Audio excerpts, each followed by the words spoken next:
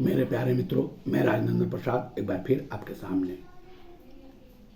मित्रों, दुख होता है, स्वाभाविक है। 25 सितंबर को जितिया पर्व है और ये पूर्व घोषित भी है और सरकार अभी हाल ही में ये छुट्टी को फिर जोड़ा भी गया है। सरकार ने कहा कि जितिया बिहार में व्यापक रूप से मनाया जाता है, महिलाएं मनाती हैं। निर्जला पर्व है। जल समझिए कि लोग देखती तक नहीं है, महिलाएं ग्रहण करना तो दूर की बात है। इतने महान पर्व फिर भी परीक्षा रख दी गई है और परीक्षा भी रखा गया है तो बड़ा सोच समझ के कि ये व्रत करने वालों की हैसियत नाप दी गई है। कक्षा 1 और 2 का मौखिक परीक्षा है अंग्रेजी भाषा की। ये हैसियत नापा गया है क्योंकि सरकार जानती है कि शिक्षकों पर हम जितना नकेल कसेंगे, शिक्षक उतना ही मन लगा के बच्चों को पढ़ाएंगे। क्योंकि ये सब हम पहले भी बोलते आए हैं, ये सब जो हो रहा है ये ऐसा ही नहीं हो रहा है। ये ऐसे साहब अच्छे हैं, वो पुराने वाले बुरे थे, या पुराने वाले अच्छे थे अब नए वाले अच्छे हैं, नहीं। सरकार के तरफ से एकदम निश्चित एक पैगाम भेजा गया है कि आप शिक्षकों को कैसे प्रताड़ित कर सकते हैं, अपमानित कर सकते हैं। उन्हें जितना कीजिएगा उतना ही मेरे हक में वोट भी बढ़ेगा। क्योंकि आपको याद होगा, होली में ट्रेनिंग कराई गई, हल्ला हुआ, हंगामा हुआ और जबरदस्त वोटिंग हुई, अब वोट मिला।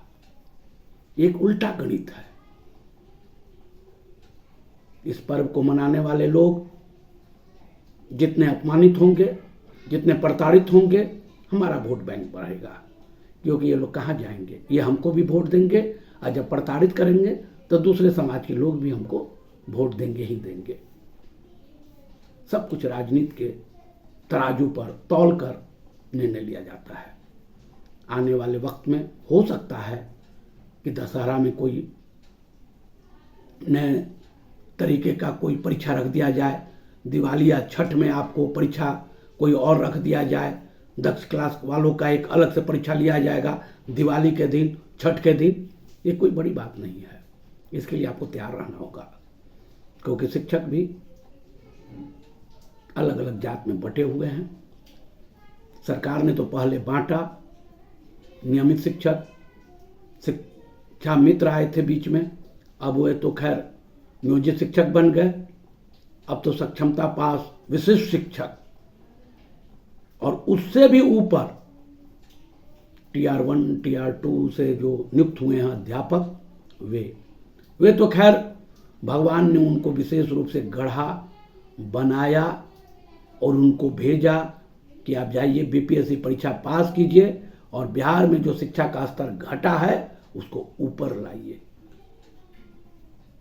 तभी तो कल ज्वाइन किए, आज प्रभारी प्रधानाध्यापक, चिट्ठी निकल रही है दनादन दनादन। वे लोग भी गदगद हैं। इसी गदगद का नमूना आपको कैमूर में दिखाई भी दिया। हम उसके विरोध में हैं। अध्यापक अध्यापक हैं। किसी भी अध्यापक के साथ अभद्र भाषा में बात करना भी अपराध है, लेकिन बहुत उत्तेजना भी ठीक नहीं है। नियोजित शिक्षक जो सक्षमता पास कर चुके हुए आज के डेट तक तो नियोजित हैं, अभी वो विशिष्ट शिक्षक नहीं बने हैं। मैं बार बार कहता हूं, वे कल बनेंगे, कब बनेंगे ये तो वक्त बतलाएगा। क्योंकि जितने भी सरकार की घोषणाएं हुई, माननीय मुख्यमंत्री महोदय कितने अच्छे अच्छे ढंग से बोल रहे थे कि घर के अगल बगल मिलेगा, पति पत्नी मिलेगा, दिव्यांग को ऐसे मिलेगा, और काउंसलिंग कहां हुई? शिक्षक समझ नहीं पा रहे हैं। दुख होता है। शिक्षकों को भी समझना पड़ेगा और आने वाला वक्त और कठिन होने वाला है। राजनीतिक रूप से हम इतने टूट चुके हैं कि हम लोगों को बंधुआ मजदूर समझा जाता है। उसी का फायदा सरकार उठा रही है। अध्यापक, विशिष्ट शिक्षक, नियोजित शिक्षक, सहायक शिक्षक, अभी और भी नए नए फॉर्मूले बनाए जाएंगे ताकि आपकी ताकत टूटी रहे और आपस में ही लड़ते रहिए और सरकार उसका फायदा उठाता रहे। एकजुट हो ही नहीं सकता। शिक्षक बिल्कुल केकड़े की तरह बन गया है, मेढक की तरह बन गया है। एक तराजू पर तौलिएगा, वो तौलाएगा ही नहीं। 4 को चढ़ाया जाता है, 3 उतर जाता है, 3 को चढ़ाया जाता है, 5 उतर जाता है। मेरे प्यारे मित्रों, दुख होता है आप लोग की स्थिति देख करके। शिक्षक बनिए। शिक्षक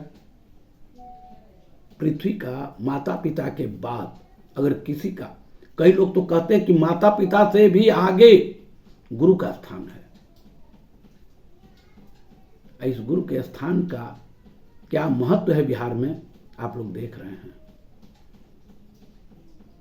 आपने ट्रेनिंग किया 90 में, 91 में, 92 में, 93 में, 88 में, 87 में, 85 में, और प्रभारी।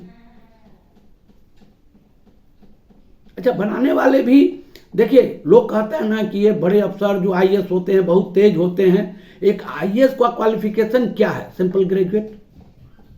सिंपल ग्रेजुएट 55% अंक आपको आना चाहिए। ग्रेजुएट हैं आप, परीक्षा में बैठे, ठीक है, कुछ लिखे होंगे तभी तो पास किए, पास कर गए। हिंदुस्तान के सबसे बुद्धिमान व्यक्ति आप बन गए। बहुत सारे आईआईटीएन, डॉक्टर, बहुत सारा पेशेवर पढ़ाई पढ़ने वाले लोग कभी यूपीएससी में नहीं बैठते, क्योंकि यूपीएससी में बैठ करके वो बनना नहीं चाहते।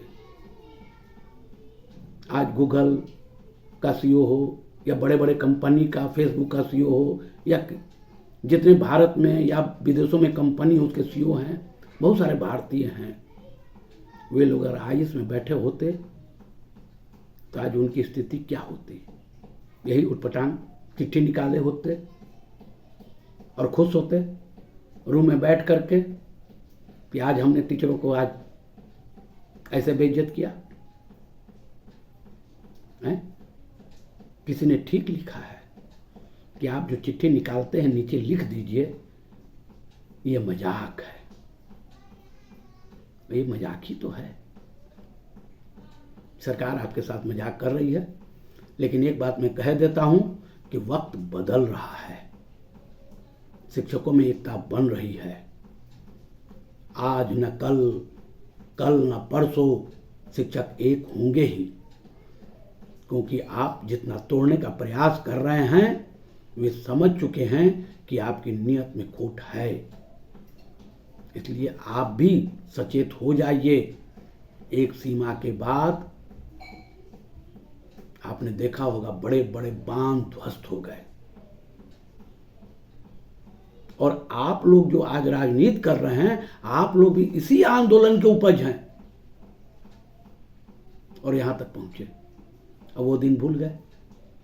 छात्र आंदोलन की राजनीति करने वाले लोग आज सब कुछ भूल करके सत्ता के मदहोश बन के हैं। जागीर नहीं है, बिहार किसी की जागीर नहीं है। सरकारें आती जाती रही हैं, लोग बदलते रहेंगे, लेकिन शिक्षक शिक्षक ही रहेंगे।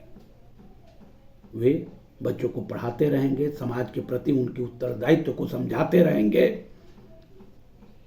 शिक्षकों की तुलना आप लोगों से नहीं की जा सकती।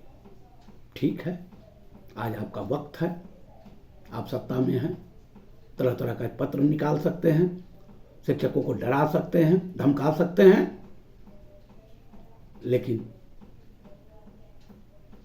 करवट जरूर बदलेगा बिहार। वक्त आ रहा है। मेरे प्यारे मित्रों, मैं राजनंदन प्रसाद आपसे विनम्र भाव से आपसे निवेदन करता हूं कि आप मेरे चैनल को शेयर करें, सब्सक्राइब करें, लाइक करें। बहुत बहुत धन्यवाद। धन्यवाद। जय हिंद।